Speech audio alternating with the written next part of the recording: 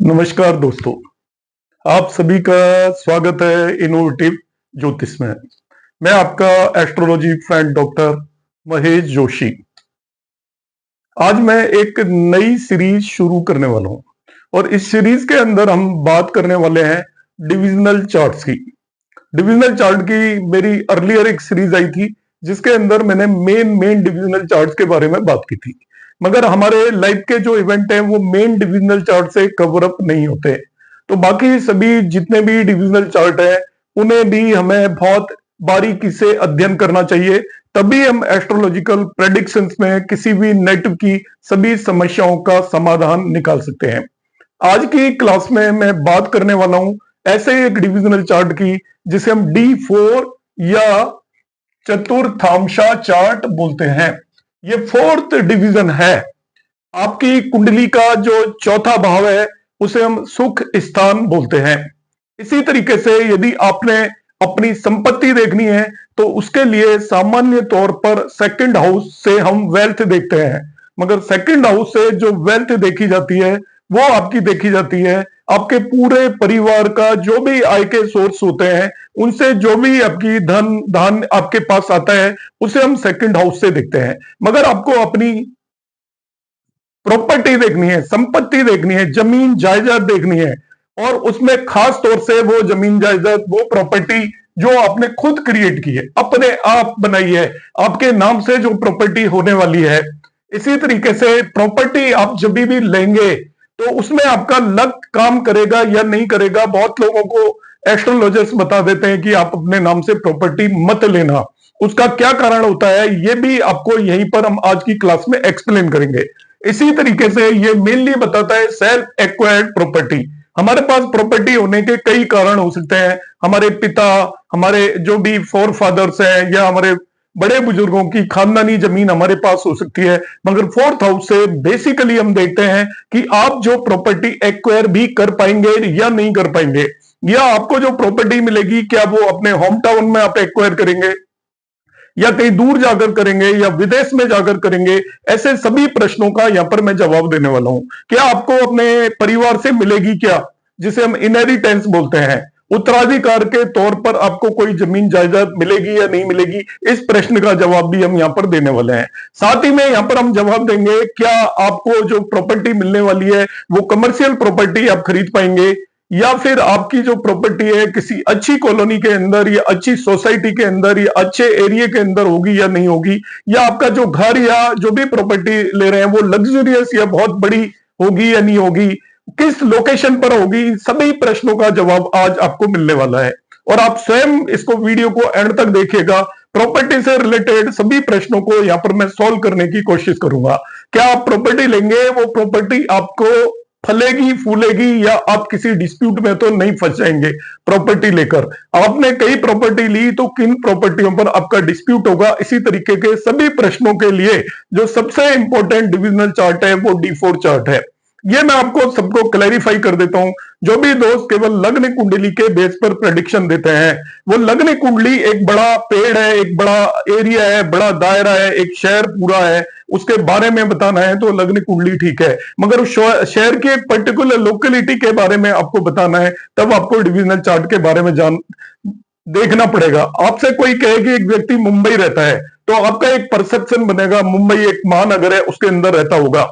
मगर असलियत तब पता चलेगी जब आपको बताया जाएगा कि वो मुंबई की किस जगह पर रहता है। हो सकता है वहां के वो किसी पॉश एरिया में रहता हो सकता है वहां की वो झुग्गी झोपड़ी में रहता हो। तो आपका एकदम दोनों केसेस में परसेप्शन बदल जाएगा उस व्यक्ति के बारे में। इसी तरीके से आपके जो डिविजनल चार्ट और लग्न कुंडली में यही डिफरेंस है। लग्न कुंडली मोटी मोटी बातें बताती है, मगर आपको बिल्कुल किसी भी इवेंट को कंफर्म करना है तो उसे हम डिविजनल चार्ट में जाकर भी देखेंगे। तो मैं आपको आज बताने वाला हूं किस तरीके से हम D4 चार्ट को यूटिलाइज करेंगे। आपको किसी की चल अचल संपत्ति के बारे में जानना है, उसके प्रॉपर्टी में लग के बारे में जानना है, तो सबसे मुख्य आपका हर चीज के लिए चार्ट होगा D1, जिसे हम लग्न कुंडली या जन्म कुंडली बोलते हैं। यहां पर ये मैंने D1 कुंडली कास्ट की हुई है। ये D1 कुंडली आपको दिख रही होगी होपफुली। 12 लग्न की कुंडली है। लग्न में मार्स और राहु बैठे हुए हैं।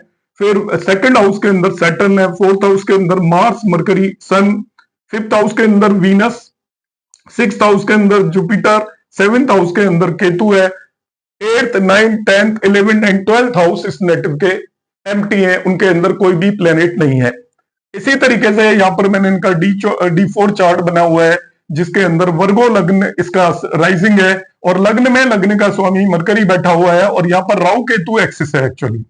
इसी तरीके से 8 साइन के अंदर जुपिटर बैठा हुआ है, 12 साइन 7वें भाव में है जिसके अंदर मार्स सन और केतु बैठे हुए हैं, 8वें भाव के अंदर सैटर्न है, 10वें भाव में 3 साइन है उसके अंदर मून है और 11वें भाव के अंदर शुक्र है। ये इस नेटिव का D4 चार्ट है। अब इस नेटिव की प्रॉपर्टी के बारे में आपको देखना है तो किस तरीके से देखेंगे इसको, चल अचल संपत्ति मिलेगी नहीं मिलेगी, कैसी स्थिति रहेगी, तो D1 चार्ट में आपको कौन कौन से पैरामीटर देखना है। सबसे इंपॉर्टेंट पैरामीटर आपको लग्न को चेक करना है, दूसरे नंबर पर लग्न लॉर्ड, लग्न को चेक करना है, या मैंने रेड से मार्क किया हुआ है। दूसरे नंबर पर लग्न लॉर्ड मतलब इसके जुपिटर को देखना पड़ेगा, पाइसेज लग्न की कुंडली है। तीसरे नंबर पर हम देखेंगे 4th house, 4th Lord and car का 4 property, Mars is the car का 4 प्रॉपर्टी। 4th हाउस का इन जनरल कई तरीके के कारक होते हैं, मल्टीपल कारक होते हैं, मगर जब आप प्रॉपर्टी या जमीन जायदाद देख रहे हो तो मार्स और सैटर्न इंपॉर्टेंट रोल प्ले करते हैं। आप इस व्यक्ति की कुंडली में इन सभी को देखोगे, साथ ही साथ आप क्या देखोगे, क्या मार्स और सैटर्न का कोई कनेक्शन बन रहा है क्या। मार्स लैंड को रिप्रेजेंट करता है, सैटर्न कंस्ट्रक्शन को रिप्रेजेंट करता है। जब मार्स और सैटर्न का कोई लिंक बनता है तो व्यक्ति जमीन लेता है और साथ पर उसमें कंस्ट्रक्शन भी करने की वो कोशिश करता है, ऐसा हम कह सकते हैं। अब यहां पर हम देखेंगे, देखिए यदि 4th लॉर्ड का कनेक्शन हो जाए किसी भी तरीके से जुपिटर वीनस या मार्स से, 4th लॉर्ड का कनेक्शन हो जुपिटर वीनस या मार्स से, तो ऐसा व्यक्ति जरूर प्रॉपर्टी एक्वायर करता है। यदि जुपिटर मार्स है, इसलिए मार्स एक्चुअली प्रॉपर्टी का कारक है और जुपिटर और वीनस दो शुभ ग्रह है। यदि आपके 4th लॉर्ड का कनेक्शन हो गया इनसे किसी भी तरीके से, तो व्यक्ति प्रॉपर्टी एक्वायर करता है।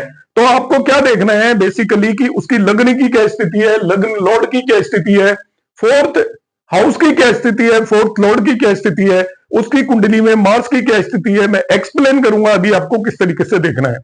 फर्दर हम देखेंगे कि उसके जो 4th लॉर्ड का यदि जुपिटर वीनस या सैटर्न से किसी तरीके का, सॉरी मार्स से किसी भी तरीके का कनेक्शन हो जाता है तो व्यक्ति प्रॉपर्टी एक्वायर करता है। जो चीज आपने D1 चार्ट में देखनी है वो की वही बातें आपको D4 चार्ट में भी देखनी है। D4 चार्ट की आपको लग्न देखनी है, लग्न लॉर्ड देखना है, 4th house and 4th Lord और मार्स की स्थिति देखनी है।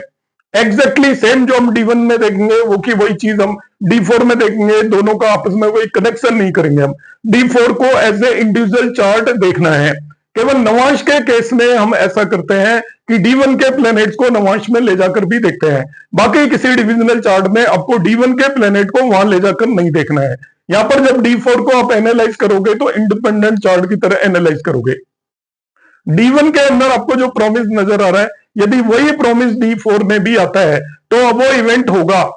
D1 में प्रॉमिस आपको नजर आ रहा है मगर D4 में नहीं है तो वो इवेंट नहीं होगा, ऐसा आप मानकर चलें। मैं आपको प्रैक्टिकली अभी एक्सप्लेन करूंगा, उससे पहले कुछ और बातें बता देता हूं मैं आपको।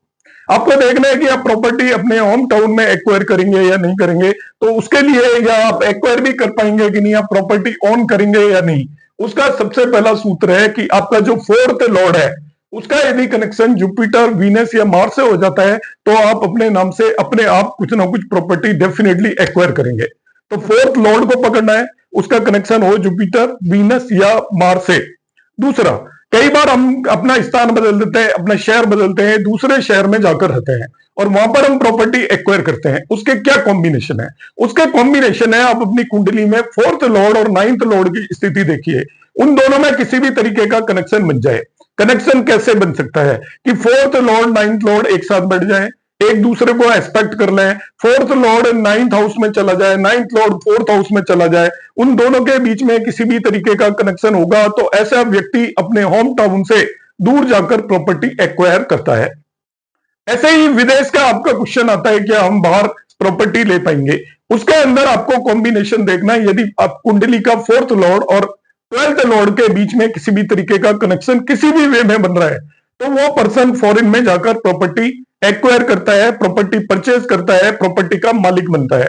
एक क्वेश्चन आता है क्या मुझे इनहेरिटेंस बाप दादाओं की प्रॉपर्टी मिलेगी, उत्तराधिकार के केस में प्रॉपर्टी मिलेगी। अब यदि आपका 4th लॉर्ड 8th लॉर्ड और 11th लॉर्ड का कनेक्शन बने, 4th लॉर्ड प्रॉपर्टी है, एट्थ लॉर्ड इनहेरिटेंस है, आपका उत्तराधिकार है, और 11th लॉर्ड विश फुलफिलमेंट या गेन है। तो फोर्थ लॉर्ड, एट्थ लॉर्ड और 11th लॉर्ड का किसी भी तरीके से कनेक्शन बन जाए कि फोर्थ लॉर्ड 8th हाउस में चला जाए, एट्थ लॉर्ड 11th में चला जाए, 11th लॉर्ड फोर्थ में चला जाए, कोई भी दो लॉर्ड एक साथ बैठ जाए, उनके बीच में राशि परिवर्तन हो, ये तीनों भावों का यदि किसी भी तरीके का कनेक्शन हो जाता है, फोर्थ, एट्थ एंड 11th का, दो एक साथ बैठे हैं, तीसरे का लॉर्ड उन्हें देख रहा है, तो उस व्यक्ति को इनहेरिटेंस की फॉर्म में प्रॉपर्टी डेफिनेटली मिलती है। अब क्वेश्चन अराइज होता है कि आपको प्रॉपर्टी मिल भी गई, क्या प्रॉपर्टी फलेगी या फूलेगी आपके लिए, आपको नुकसान तो नहीं करवा देगी, कहीं आप डिस्प्यूट में तो नहीं फंस जाएंगे।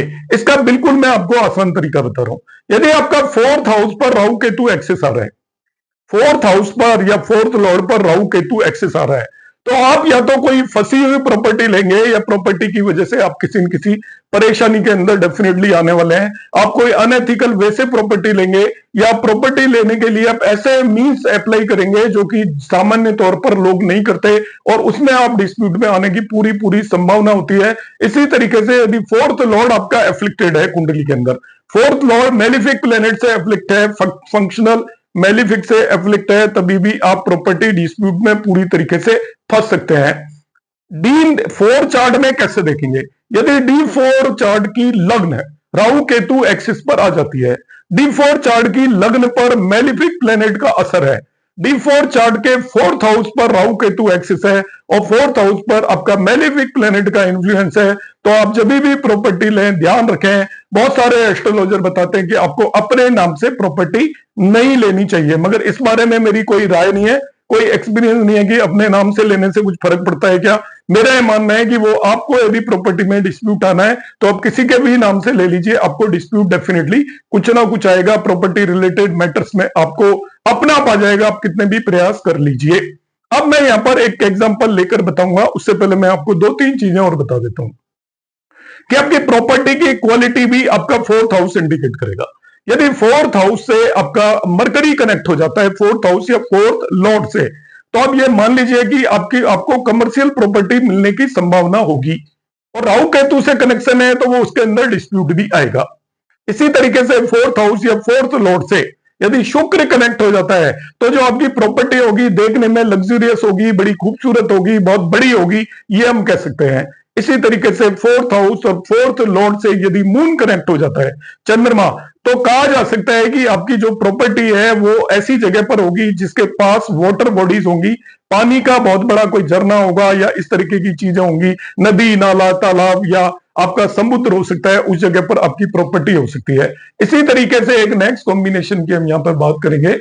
नेक्स्ट कॉम्बिनेशन में हम देख लेते हैं कि आपका फोर्थ हाउस का कनेक्शन यदि सूर्य से हो जाता है, सूर्य से हो जाता है तो आप या तो गवर्नमेंट प्रॉपर्टी में रहेंगे या गवर्नमेंट के थ्रू आपको प्रॉपर्टी मिलेगी, जैसे डीडीए वगैरह अलॉट करती है, तो गवर्नमेंट की कॉलोनी के अंदर होगी, गवर्नमेंट के बने बनाए फ्लैट मिलने की पूरी पूरी संभावना होती है, या आपकी ऐसी जगह पर होगी जहां पर बहुत ही प्रतिष्ठित लोग रहते होंगे, जो बहुत बड़े नेता रहते होंगे, यहाँ पे शहर के बड़े ब्यूरोक्रेट जिस एरिया के अंदर रहते होंगे, या बहुत रिच लोग रहते होंगे, बड़े इंडस्ट्रियलिस्ट जिस एरिया में रहते होंगे, वहां पर आपकी प्रॉपर्टी होने की पूरी पूरी संभावना है।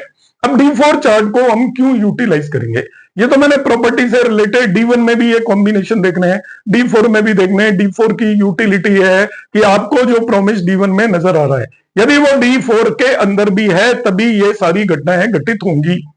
यदि D1 में है मगर D4 में नहीं है तो आप एश्योर हो जाइए कि उस घटना के घटित होने की संभावना बहुत कम है। आपका किसी भी चीज का, किसी भी भाव की जो इंटरनल स्ट्रेंथ है, इंटरनल स्ट्रेंथ का मतलब एक्चुअल में वो होगा भी या नहीं होगा, वो आपका डिविजनल चार्ट बताता है, उसका टेस्ट भी डिविजनल चार्ट बताता है। आप प्रॉपर्टी लेने की कोशिश कर रहे हैं, उसका कैसा टेस्ट रहेगा वो भी आपको डिविजनल चार्ट बताएगा। यदि डिविजनल चार्ट अफ्लिक्टेड है तो आप ले भी लेंगे तो उसका टेस्ट अच्छा नहीं रहेगा।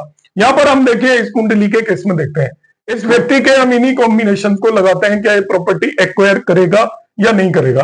तो इसका हम फोर्थ हाउस की स्थिति देखते हैं। फोर्थ हाउस के अंदर फोर्थ लॉर्ड खुद बैठकर एक राजयोग फॉर्म कर रहा है, पंच महापुरुष राजयोग बोलते हैं। मरकरी जब भी स्वयं राशि का केंद्र में स्थान में बैठा हुआ है, पहला कॉम्बिनेशन ये हो गया कि फोर्थ लॉर्ड फोर्थ हाउस के अंदर बैठा है। हमने फोर्थ लॉर्ड की स्थिति देखी, इसकी लग्न की स्थिति देखते हैं व्यक्ति की। तो लग्न के अंदर फिफ्थ लॉर्ड आकर बैठा हुआ है और लग्न लॉर्ड आपका छठे भाव के अंदर जाकर बैठ गया है। तो लग्न लॉर्ड की बहुत अच्छी स्थिति नहीं है, लग्न लॉर्ड इनका कमजोर है नेटिव का। लग्न में भी राहु केतु एक्सिस है, हालांकि फिफ्थ लॉर्ड मून जाकर बैठा हुआ है, तो लग्न भी थोड़ा पीड़ित है यहाँ पर। अब हम देखते हैं इनके फोर्थ हाउस और फोर्थ लॉर्ड की स्थिति। मैंने लग्न देखी, लग्न लॉर्ड देखा, तो लग्न पर राहु केतु एक्सिस है। इसके अलावा आपका लग्न लॉर्ड यहाँ पर एक्चुअली छठे भाव में चला गया, तो इसका प्लेसमेंट अच्छा नहीं है। हालांकि मित्र राशि में है, तो छठे भाव के अंदर लग्न लॉर्ड का प्लेसमेंट बेटर नहीं माना जाता। और कोई एफ्लिक्शन नहीं है, ये प्लेसमेंट ठीक नहीं है। अब आ जाते हैं फोर्थ हाउस। तो फोर्थ हाउस के अंदर आपका किसी भी भाव का स्वामी यदि उसी भाव में आ जाए तो वो हाउस स्ट्रॉन्ग हो जाता है। फोर्थ हाउस के अंदर यहाँ पर फोर्थ लॉर्ड और जो कारका है एक्चुअली लैंड का, मार्स यहाँ पर फोर्थ हाउस के अंदर बैठा हुआ है, तो फोर्थ हाउस अच्छा है। फोर्थ लॉर्ड का प्लेसमेंट भी अच्छा है, स्व राशि में बैठा हुआ है, केंद्र स्थान में बैठा हुआ है, और कारका मार्स भी वहां पर बैठा हुआ है। मार्स का कोई कनेक्शन है क्या, देखते हैं हम सैटर्न से। सैटर्न और मार्स का कनेक्शन यहाँ पे बन रहा है, सैटर्न मार्स को एस्पेक्ट कर रहा है। इसका मतलब इस पर्सन के पास लैंड भी होगी और ये उसको कंस्ट्रक्शन भी करेगा। देखिए फोर्थ लॉर्ड फोर्थ हाउस में जाकर बैठ गया, तो उसको लैंड मिलने की पूरी पूरी संभावना है। अब हम ये देखना चाहेंगे कि इसको लैंड अपने होम टाउन में मिलेगी या अवे फ्रॉम प्लेस मिलेगी। तो देखिए इसका फोर्थ लॉर्ड फोर्थ हाउस में बैठा हुआ है, ये इंडिकेट कर रहा है कि इसका होम टाउन में लैंड होगी। साथ ही साथ यहां पर मैं देखता हूं कि इसका जो नाइन्थ लॉर्ड है वो भी फोर्थ हाउस में, नाइन्थ लॉर्ड मार्स है, वो फोर्थ हाउस में फोर्थ लॉर्ड के साथ कंजंक्ट है। इसका मतलब डेफिनेटली इसको अपने रेजिडेंशियल प्लेस से बाहर से भी जमीन मिलने वाली है, मकान मिलने वाला है। इस व्यक्ति की प्रॉपर्टी जहां का ये रेजिडेंट होगा उससे बाहर भी होगी, क्या विदेश में होगी क्या प्रॉपर्टी, ये देखना है मुझे। तो इसका ट्वेल्थ लॉर्ड देखता हूं मैं सैटर्न, ट्वेल्थ लॉर्ड का भी कनेक्शन इसके फोर्थ हाउस और फोर्थ लॉर्ड से बन रहा है। ट्वेल्थ लॉर्ड इसके फोर्थ हाउस और फोर्थ लॉर्ड को देख रहा है। यहाँ पर विदेश का मतलब ये जहां का रहने वाला होगा उससे काफी अवे फ्रॉम कल्चर भी इसके पास पर्टिकुलरली प्रॉपर्टी हो सकती है on the basis of D1 chart. तो D1 चार्ट के बेस पर मैंने देखा कि इसके पास प्रॉपर्टी सभी तरीके की हो सकती है, ओन प्रॉपर्टी भी हो सकती है, क्योंकि ओन प्रॉपर्टी में कॉम्बिनेशन क्या है कि fourth lord connected to Jupiter, fourth lord connected to Jupiter, Venus और मार्स। ये फोर्थ लॉर्ड इसका मरकरी है, वो जुपिटर से कनेक्टेड नहीं है, वीनस से कनेक्टेड नहीं है, मार्स से कनेक्टेड है। इसका मतलब इस पे ओन प्रॉपर्टी हो सकती है। दूसरा, क्या घर से बाहर प्रॉपर्टी होगी क्या, तो नाइन्थ लॉर्ड इसका फोर्थ लॉर्ड से कनेक्टेड है, इसका मतलब इसकी घर से जहां के रहने वाला है उससे अदर प्लेस पर प्रॉपर्टी होगी। क्या फॉरेन में प्रॉपर्टी हो सकती है क्या, तो ट्वेल्थ लॉर्ड का कनेक्शन फोर्थ लॉर्ड से हो रहा है, इसका मतलब इसके पास फॉरेन में भी प्रॉपर्टी हो सकती है। तो इस व्यक्ति के पास कई सारी प्रॉपर्टीज हो सकती है D1 चार्ट के हिसाब से। फर्दर हम क्वेश्चन अराइज करेंगे, क्या इसको इनहेरिटेंस में कोई प्रॉपर्टी मिलेगी क्या, माँ बाप से कोई प्रॉपर्टी मिलेगी क्या, पिता से कोई प्रॉपर्टी मिलेगी, तो उसमें कॉम्बिनेशन होता है 4, 8 एंड 11। अब यहां पर हम देखते हैं फोर्थ लॉर्ड तो फोर्थ में बैठा है, 11th लॉर्ड इसे एक्सपेक्ट कर रहा है, मगर 8th लॉर्ड का किसी भी तरीके का कोई भी इनमें से किसी से भी कोई भी कनेक्शन नहीं है। 11th लॉर्ड क्योंकि आपको 8th लॉर्ड यहां पर आपका वीनस है, नहीं तो वो 11th हाउस में बैठा है, नहीं फोर्थ हाउस में बैठा है। जो 8th लॉर्ड वीनस है, ना ही वो 11th लॉर्ड से कोई कनेक्शन बना रहा है, नहीं 11th हाउस से कोई कनेक्शन बना रहा है यहाँ पर, मगर इसमें एक केवल ये एस्पेक्ट कर रहा है, तो उतना हम स्ट्रॉन्ग इस कनेक्शन को मानकर नहीं चलेंगे। 11th हाउस को एस्पेक्ट कर रहा है, ना इसका सैटर्न से कोई कनेक्शन है, ना ही इसका मरकरी से कोई कनेक्शन है। साथ ही साथ ये ना ही तो आपके 11th हाउस में बैठा है, ना ही ये आपका फोर्थ हाउस में बैठा हुआ है, तो यहाँ पे 8th लॉर्ड का कोई कनेक्शन नहीं बन रहा है, तो इस व्यक्ति को इनहेरिटेंस में कोई भी प्रॉपर्टी नहीं मिलनी चाहिए, ऐसा हम कह सकते हैं। ये सभी चीजें मैंने D1 चार्ट में देखी। अब मैं देखता हूं क्या प्रॉपर्टी इन्हें प्रॉब्लम क्रिएट करेगी क्या, तो यहां पर क्या कोई राहु केतु एक्सेस है क्या, इसमें इसके अंदर कोई राहु केतु एक्सेस नहीं है। सैटर्न प्रॉपर्टी के केस में प्रॉब्लम क्रिएट नहीं करता, सैटर्न मार्स, बाकी कोई ऐसा खास एफ्लिक्शन इनके फोर्थ हाउस को है नहीं। अदर मैटर्स में ये एफ्लिक्टेड है फोर्थ हाउस, मगर प्रॉपर्टी के केस में हम यहाँ पर सैटर्न इसे एक्सपेक्ट कर रहे हैं, मार्स बैठा हुआ है, तो उसको हम एफ्लिक्टेड मानकर नहीं चलेंगे, बिकॉज मार्स एक्चुअली यहाँ पे प्रॉपर्टी का कारक है, और वो 9th लॉर्ड होकर भी इस जगह पर बैठा हुआ है, भाग्येश होकर भी यहां पर बैठा हुआ है, फोर्थ लॉर्ड से कनेक्शन बना रहा है, वो प्रॉपर्टी एक्वायर करने का कॉम्बिनेशन बनाता है। अब आ जाता है D4 चार्ट में। D4 चार्ट को आप ध्यान से देखिए।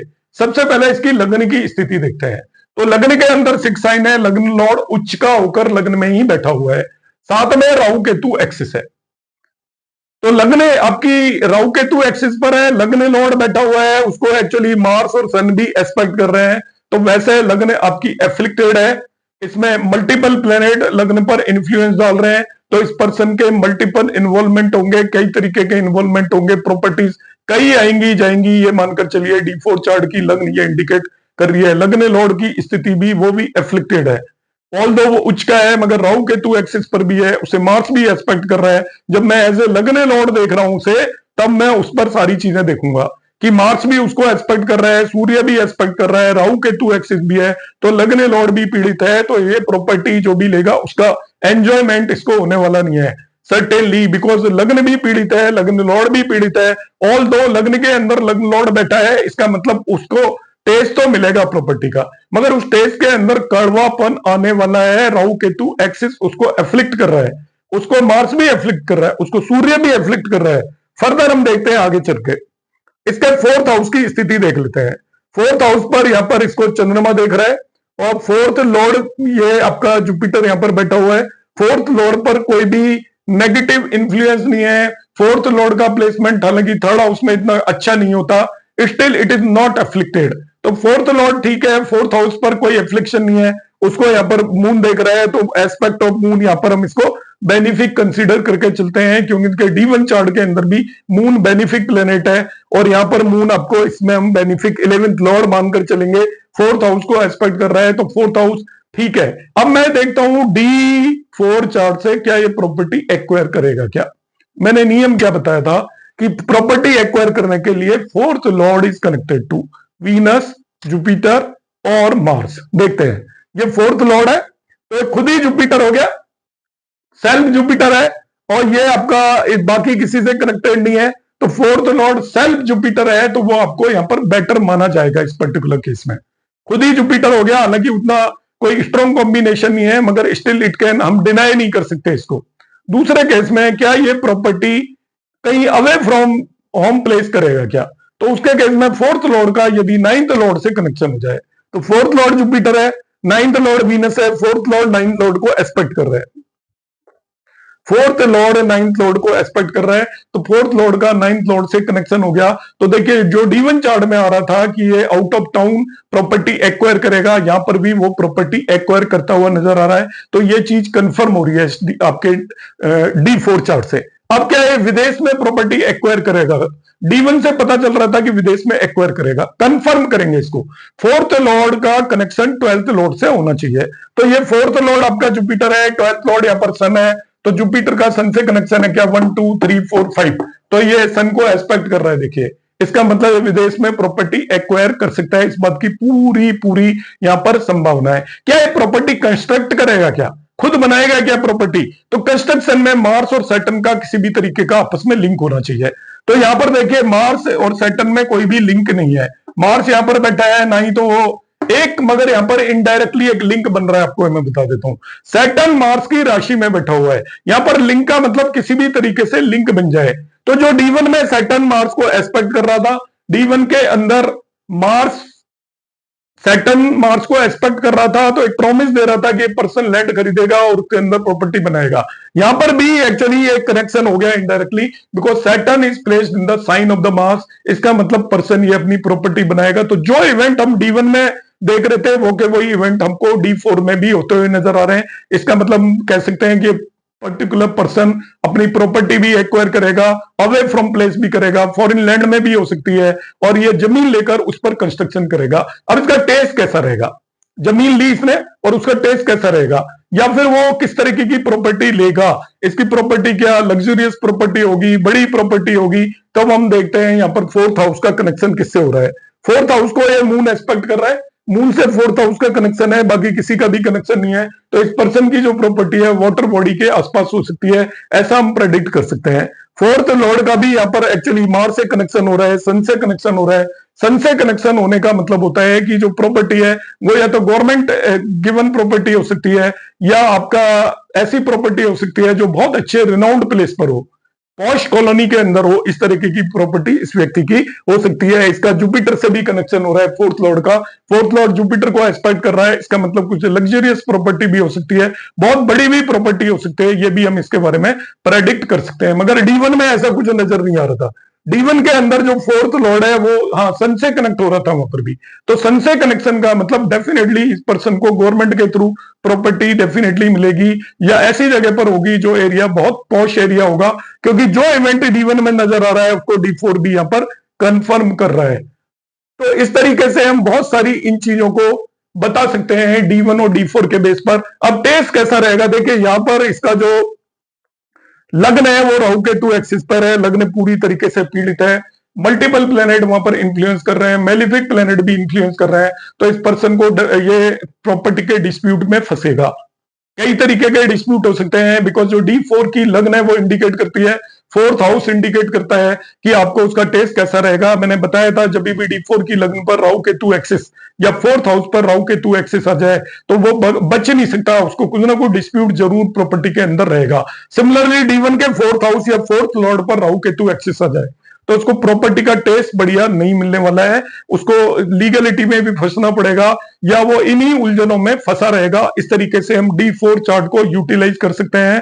तो आज की क्लास में मैंने D4 चार्ट यूटिलाइज किया है, ये वीडियो मैं शेयर करूंगा, इसके रेस्पॉन्स के बेस पर देखूंगा आगे मुझे वीडियो बनाने हैं या नहीं बनाने हैं। यदि आपको पसंद आया हो तो लाइक शेयर और चैनल को सब्सक्राइब जरूर करें। नमस्कार, धन्यवाद, हरे कृष्णा।